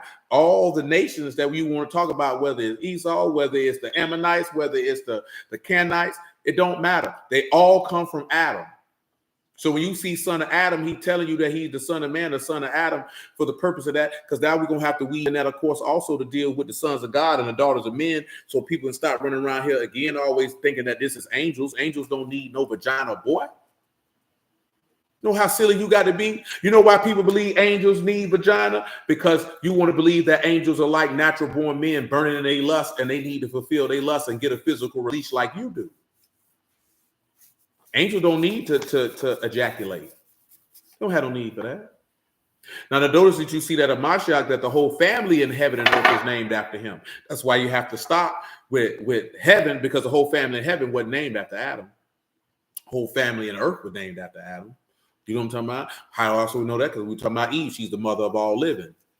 Well, how is she the mother of all living? Because the seed of Adam is placed into Eve and she produced the living. But that's another conversation for Shabbat. But listen, that grace and truth, I want you to ponder upon this, because I'm going to be brief with it. If you're looking at loving kindness and free from deceit and falsehood, does not Paul write that Eve was deceived and in the transgression? Didn't he write that to Timothy? See, a long time ago, I thought that. I mean, a lot of people think that, especially when you got movies like, what's that movie with Al Pacino when he played the devil? Yeah, Devil's Advocate. You know what I'm saying? What it is, Rosemary's Babies and all this type of stuff. You know what I'm saying? Stuff like that. Even if you had never read the book of Enoch, Brother Marvin, and things of that nature, we still have been inundated with Malachim having sex with women. You know what I'm saying? We've been because before I had even knew such a thing was even a doctrine. Like I said, I seen Devil's Advocate. And Al Pacino character was the devil, and he was in the form of a man and had inseminated a woman, and Keanu Reeves was his son. You know what I'm talking about? See, some people look at, well, you can see the angels eating and all this other type of stuff, man. How is an angel going to produce semen? He ain't got no blood. You can't have semen without blood. You got to be flesh and blood to inseminate a woman. How is a Malachim, which is a Ruach, does not this book say that he made his angels flames of fire. If the angels are made of flames of fire, he ain't got no semen. What did he impregnate the woman with? Hot flames? Is he Dalon? You know Dalon? He spit hot fire? Oh. Or the movie The Prophecy had an angel sleep with a woman. Yeah, man, and we be going for it too. And you know why they want you to go for it? Because they want you to believe that wicked angels was the sons of God. How can a wicked angel be a son of God? Sons obey. You don't even sit back and think about that. Sons obey. That's what the book say, don't it? If they wicked angels, they can't be sons of God. We'll deal with that also, because if we're going to talk about sons of God, we got to talk about it. But the reason why I dealt with that there, man, when Eve ate from that tree, Adam showed you that he was the word made flesh, full of grace and truth, because he showed you love and kindness with no deceit. Adam wasn't deceived. Was he deceived? No. See, we don't want to deal with that. Ain't love and kindness. He ain't supposed to did that. He died with his wife, and that's what the Lord did. The Lord wasn't deceived. Paul said, sin deceived me. Sin didn't deceive the Lord. That's right. That's right, Brother Omar. That's right. He said there, man, you believe there's one God. The devils believe it and tremble too. And you think they around here trembling with a wee-wee and some semen? Ask yourself, why would an angel want to be would desire physical pleasure with a woman? Why would they desire that? Why do you think angels want to enter into your orifices? Why we let people tell us that? And we run with it too, tell it to other people. Now you got a little children scared, thinking a demon might come in the room and rape them. Ain't nobody coming in there and raping you, boy. You just nasty. You want somebody to come in there and do that to you. You know what I'm talking about? Ain't nobody coming in there, man. Boy, I'm talking about, boy, unclean spirits got a lot of things to do. And playing with your butthole ain't one of them. And playing with some young girl's vagina is not one of them. They got other things to do. They got other things to do. An angel can't defile himself. He ain't got bodily fluids, man. Listen, right? If an angel can ejaculate, that means you can kill him. You understand that, right? If an angel can have sex with a woman, that means a man can kill him. Because in order to ejaculate, you must have blood. You got to have that. And if he got blood, that means you can kill him. That means he flesh and blood, you can kill him. You know what I'm talking about? He said, and if the Alahym was a man in the flesh, why are these niggas thinking about another man shaboing in any way? And what they doing with it? I'm trying to tell you. But that's because that's what you get taught. They trying to come up with a justification for giants. You know what I'm talking about? That's right, focusing on the wrong thing. That's where it come from. Because when they go to talk about they were giants in the land, they say, well, to come up with the giants, then angels had to have sex with women in order to make giants. And also it's the aspect that nobody wants to accept that Adam was the son of God, and for all intents and purposes, and we could run through this with his bloodline, none of them were wicked. None of them were wicked. Seth wasn't wicked. Enos wasn't wicked. You know what I'm talking about? Canaan wasn't wicked. It doesn't mention that these were wicked men. So they could maintain that to actually be the sons of God. Now, of course, these men also had multiple things of children. That's why I say the daughters of men. Because these are the daughters of Adam. Because they niggas so smart, they stupid. That's right, brother Omar, man. You know what I'm saying? But hallelujah for Yahushua in the word, man. We're going to come back, y'all willing on Shabbat, man, and deal with the rest of it, man. I appreciate y'all time this evening. I bless you out the house of Alahym in the name of Yahushua. You know, we just want to deal with the aspect of what makes sons of God and getting us to that point and what that's about and everything that entails. You know what I'm saying? And, you know, be the crazy part is the dudes will argue about angels having sex like they were there. Like you seen it. You know what I'm talking about? You like, well, you think an angel got a penis, brother? A penis? Is that what you think? You wildin', B. Yes, sir. You know what I'm talking about? You hold on. Stay safe, bro. You do the same, man. Be cool out here, man. Be easy out here, baby. Let me show y'all something, man. This in Psalms, man, in case y'all didn't know. Come over here to Psalms, man. What is this? Psalms 104. And 4, he said he make his Malachim ruachs, his ministers a flame of fire. They are literally, that's right, ain't no angels having no baby. They are literally breath. That which breathes or animation. This is literally something that is of Alahym. Then he say they flame in fire. Praise Yahuwah, Emma. Now when they say they are flame in fire, that is lahat. To burn, to blaze, to scorch. And fire is ish. You know what I'm saying? Fire. Flames. So, shalom, bro. So you really believe that when the book tell you that Yahuwah is a flaming fire? And you think that these angels that are the sons of God, and I'm gonna show you this here because y'all willing, we're gonna come back and talk about it over here in Job 38 and 7. For those of you who don't know, right here in Job 38 and 7, it say when the morning stars sang together and all the sons of Alahym shouted for joy.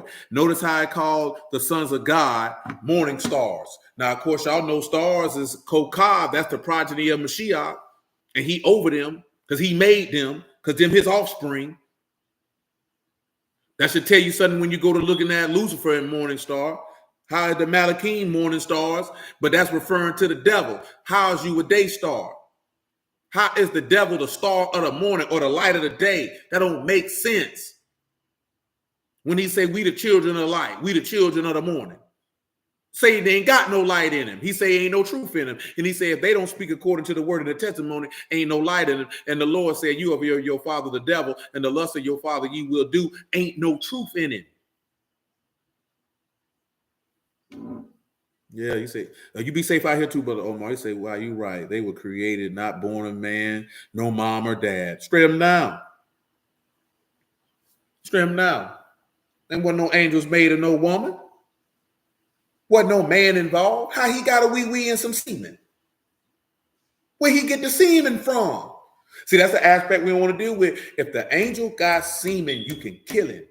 Because that means he flesh and blood. But the book say they flames of fire. So are they flames of fire or are they flesh and blood? See, what we didn't even realize is, didn't it say that the angels could take on the form of a man? Didn't every time they seen an angel, they thought they seen a man? Didn't it say when Samson's parents saw that angel, they thought they saw God? That's how you know how the Lord was able to come down from Shamahim and put on the form of a man. Only difference was he was actual flesh and blood when he did it versus the angels were not. See, they don't, man, these niggas don't be paying attention.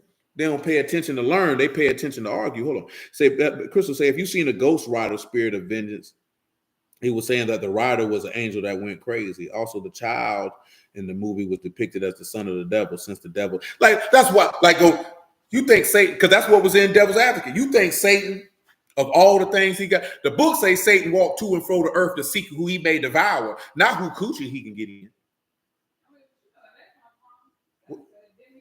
That's that exactly. See, that, my friends, as Boot just stated, that is Greek and Roman mythology. You know what I'm talking about?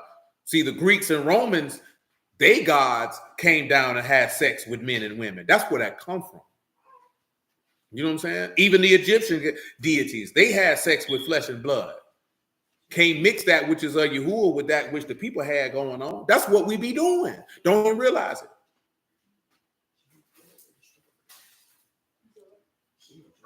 I ain't never seen Ghost Rider though. You know what I'm talking about? Them boy around here like this here. Oh, he want to call chaos in the earth, but let me go get me some coochie first. Yeah, man. That's what Satan really came to do. Books say he a slanderer, a liar, and an adversary. And he won't. Don't you know the books say that even the beast won't have no desire for women? Won't even have no desire for women. He ain't worrying about no coochie. He trying to cause chaos. For those who don't know what I'm talking about, I'm gonna get y'all off here, man. This is in Daniel 11. For those who are not aware.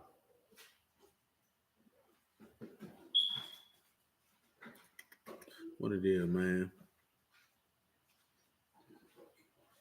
Where the verse at?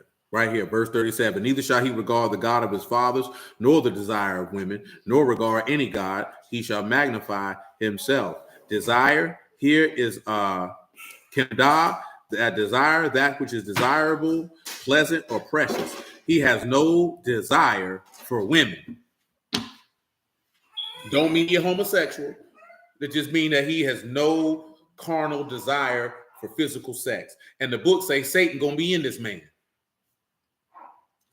It's the same way that Yahushua didn't have desire for physical sex. See, that's hard for people to understand because we ruled by our wee-wees. You rule by your desires. So you always think about having sex. You know what I'm talking about? And as a man, you got to get that under control. You know what I'm saying? You got to get that under control. You can't be ruled by that.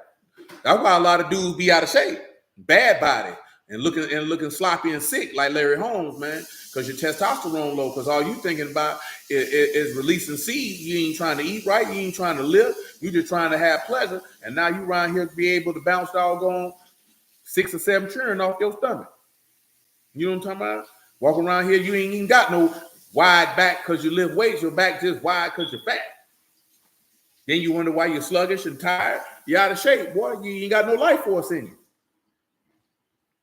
But again, man, I bless you out the house of Alahym in the name of Yahushua.